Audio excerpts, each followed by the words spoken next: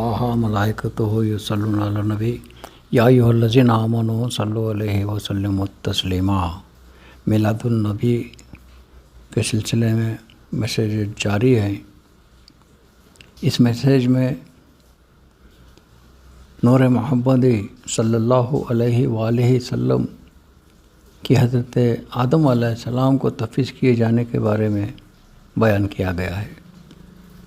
इंसान को खलीफा बना दिया गया और वो अपने नायब बनाने वाले अल्लाह की अमानत नूर मोहम्मदी लेकर आलम नासूत में जाने लगा, तो उस सफ़र की ज़रूरी तैयारी की जा रही है। क़ायदा है कि बादशाह किसी को अपना नायब बनाकर किसी मुहिम पर भेजता है तो उसकी खिदमत या उसके रुख़सत करते वक्त बादशाह भी ख़ुद शरीक हो जाता है। जब नायब बनाकर भेज रहा है तो फिर भेजने वाला भी रुख़सत करते वक्त शरीक हो जाता है। उसी तरह अब जब के इंसान बनाए हैं तो यूँ तैयारी कर रहा है, क़मरतो तीनता आदमा बेयादी, सारे आलम को कुन हो जा कहकर पैदा किया गया, मगर आदम के पुतला बनाने के लिए खाक को खुद अपने हाथ से ख़मीर किया। बारी ताला खुद अपने हाथ से ख़मीर किया। या यूँ समझिए कि लोग जब इमारत बनवाते हैं तो मज़दूरों से काम कराते हैं, और जब ख़जाना रखने का वक्त आता है तो उस वक्त मज़दूरों को सबको हटा देते हैं और ख़ुद उस कीचड़ और खाक में हाथ डालकर ख़जाना छुपा के रख देते हैं। अब वक्त आ गया है कि नूर मोहम्मदी सल्लल्लाहु अलैहि वसल्लम को रखें। इसलिए तमाम आलम को तो फरिश्तों से बनवाया। आदम को खुद यानी आदम का चेहरा खुद अपने हाथों से बनाकर उसमें नूर मोहम्मद सल्लल्लाहु अलैहि वसल्लम को ख़जाने के मिसले ख़जाने के आदम की पेशानी में रखा। गर्ज़ के आदम अलैहिस्सलाम का पुतला बना, सूखा हुआ पड़ा था, अभी उसमें रूह नहीं डाली गई थी। उस वक्त का वाक़या है। इब्लिस ने आकर उस मिट्टी के पुतले को, आदम अलैहिस्सलाम के पुतले को जब बजाया तो उस पुतले से खन खन आवाज़ आने लगी। मगर ये बात काबिले गौर है कि खन खन की आवाज़ क्यों आई। लोग समझते हैं कि खुश्क मिट्टी होने से आवाज़ आ रही थी, नहीं, बल्कि हकीकत में ये आवाज़ खन खन नहीं थी, बल्कि दोस्त के सिवा गैर का हाथ लगने से वो पुतला शोर कर रहा था। आदम का पुतला शोर कर रहा था। रूह को अल्लाह ताला का हुक्म हुआ कि उस पुतले में चली जा, तो रूह लतीफ़ खाक के पुतले में जाना नहीं चाहती थी। क़ायदा है कि जब परिंदा जाल में नहीं जाता तो दाना डाला जाता है, तब परिंदा जाल में चला जाता है। ऐसे ही चूँकि आदम अलैहिस्सलाम की रूह पुतले में नहीं जा रही थी तो अल्लाह ताला ने नूर मुक़द्दस, नूर मुबारक हज़रत आदम अलैहिस्सलाम की पेशानी में रखा। जैसे ही उस नूर मुक़द्दस, नूर मुबारक को रूह ने देखा, आदम पर क़ुरबान होकर उसमें दाखिल हो गई। हज़रत आदम अलैहिस्सलाम हमेशा अपने पेशानी से एक बारीक आवाज़ सुनते थे। एक दिन अर्ज़ किया कि या इलाही, ये कैसी आवाज़ है? इरशाद हुआ, ये नूर मोहम्मद सल्लल्लाहु अलैहि वसल्लम की तस्बीह की आवाज़ है जो तुम्हारे फ़र्जंद है। आदम अलैहिस्सलाम से जब लग़ज़िश हो गई और जन्नत से निकाले गए तो 200 साल तक रोते रहे, रोने का कुछ असर नहीं हुआ। माफ़ी के लिए 200 साल उन्होंने रोया, आदम व हव्वा, मगर कोई असर नहीं हुआ। आदम को ख़्याल हुआ कि आलम वाला में मोहम्मद मुस्तफ़ा सल्लल्लाहु अलैहि वसल्लम रहमत लिल आलमीन की हर जगह फजीलत देखा हूँ, उनके वसीले से दुआ करना चाहिए। और जब उन्होंने ये दुआ फरमाया कि आए बारी ताला हज़रत मोहम्मद बाक़ मोहम्मदिन यग़फ़िरली, आए बारी ताला मोहम्मद मुस्तफ़ा सल्लल्लाहु अलैहि वसल्लम के तुफ़ैल में मेरा गुनाह माफ़ कर दे, तो उसी वक्त अल्लाह ताला ने उन्हें माफ़ी दे दी।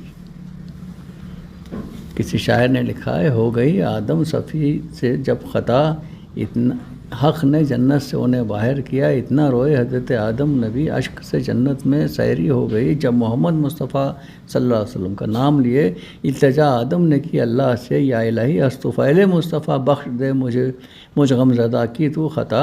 التجا یا سن کے خالق نے کہا، آج آدم جو بھی تو ہم سے مانگتا، سب کے سب اولاد کے عصیاں تیرے طفیل بخش، سب کے سب اولاد کے عصیاں ان کے طفیل بخش دیتے ہیں ہم ان کے نام پر۔ الغرض وہ نور مبارکہ یعنی آدم علیہ السلام کے پتلے میں داخل ہو گیا، تو اس حالت میں آدم علیہ السلام کیا دیکھتے ہیں کہ آسمان آراستہ ہے، نورانی تاروں سے جگمگا رہا ہے، آفتاب نور کا بقا بن رہا ہے، زمین طرح طرح کے پھول اور پھل سے عجب بہار دکھا رہی ہے۔ آدم علیہ السلام نے خیال کیا، یہ سارا کارخانہ کس کے قدرت کا بنایا ہوا ہے، کس حکیم کے ہاتھ کا جوڑا ہوا ہے؟ تو غیب سے آواز آئی، یہ کارخانہ ایک زبردست قدرت والے کا بنایا ہوا ہے۔ یہ سب دراصل آئینے ہیں محبوب حقیقی کو دیکھنے کے لیے۔ اے بنی آدم یعنی اے اولاد آدم، یہ تمہارے باپ آدم کی سنت ہے کہ زمین و آسمان کو دیکھ کر ہماری معرفت حاصل کرو۔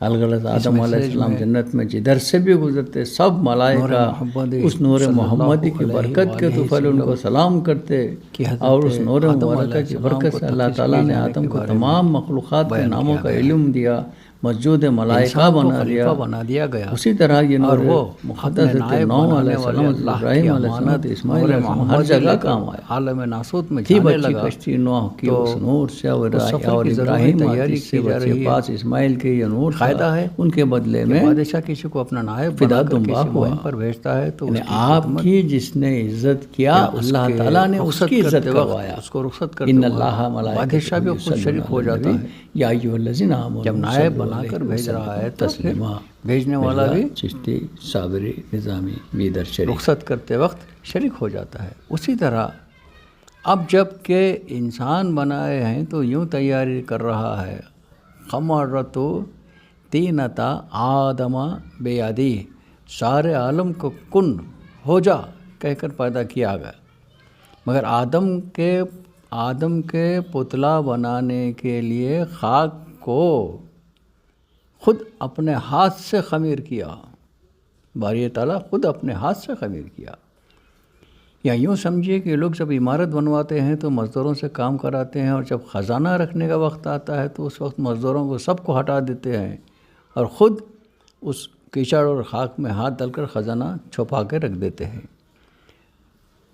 اب وقت آ گیا ہے کہ نور محمد صلی اللہ علیہ وآلہ وسلم کو رکھیں، اس لیے تمام عالم کو تو فرشتوں سے بنوایا، آدم کو خود یعنی آدم کا چہرہ خود اپنے ہاتھوں سے بنا کر اس میں نور محمد صلی اللہ علیہ وآلہ وسلم کو خزانے کے مثل خزانے کے آدم کی پیشانی میں رکھا۔ غرض کہ آدم علیہ السلام کا پتلا بنا، سوکھا ہوا پڑا تھا، ابھی اس میں روح نہیں ڈالی گئی تھی۔ اس وقت کا واقعہ ہے، ابلیس نے آ کر اس مٹی کے پتلے کو، آدم علیہ السلام کے پتلے کو جب بجایا تو اس پتلے سے کھن کھن آواز آنے لگی، مگر یہ بات قابل غور ہے کہ کھن کھن کی آواز کیوں آئی؟ لوگ سمجھتے ہیں کہ خشک مٹی ہونے سے آواز آ رہی تھی، نہیں، بلکہ حقیقت میں یہ آواز کھن کھن نہیں تھی، بلکہ دوست کے سوا غیر کا ہاتھ لگنے سے وہ پتلا شور کر رہا تھا، آدم کا پتلا شور کر رہا تھا۔ روح کو اللہ تعالیٰ کا حکم ہوا کہ اس پتلے میں چلی جا، تو روح لطیف خاک کے پتلے میں جانا نہیں چاہتی تھی۔ قاعدہ ہے کہ جب پرندہ جال میں نہیں جاتا تو دانہ ڈالا جاتا ہے، تب پرندہ جال میں چلا جاتا ہے۔ ایسے ہی چونکہ آدم علیہ السلام کی روح پتلے میں نہیں جا رہی تھی تو اللہ تعالیٰ نے نور مقدس، نور مبارک حضرت آدم علیہ السلام کی پیشانی میں رکھا۔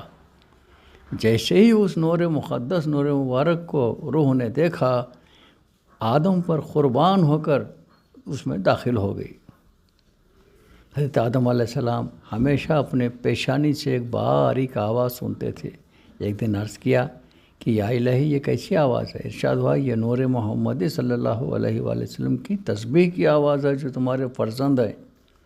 آدم علیہ السلام سے جب لغزش ہو گئی تھی اور جنت سے نکالے گئے تو 200 سال تک روتے رہے، رونے کا کچھ اثر نہیں ہوا۔ معافی کے لیے 200 سال انہوں نے رویا آدم و حوا، مگر کوئی اثر نہیں ہوا۔ آدم کو خیال ہوا کہ عالم والا میں محمد مصطفیٰ صلی اللہ علیہ وآلہ وسلم رحمت للعالمین کی ہر جگہ فضیلت دیکھا ہوں، ان کے وسیلے سے دعا کرنا چاہیے۔ اور جب انہوں نے یہ دعا فرمایا کہ اے باری تعالیٰ حضرت محمد باق محمد یغفر لی، اے باری تعالیٰ محمد مصطفیٰ صلی اللہ علیہ وآلہ وسلم کو طفیل میں میرا گناہ معاف کر دے، تو اسی وقت اللہ تعالیٰ نے انہیں معافی دے دی۔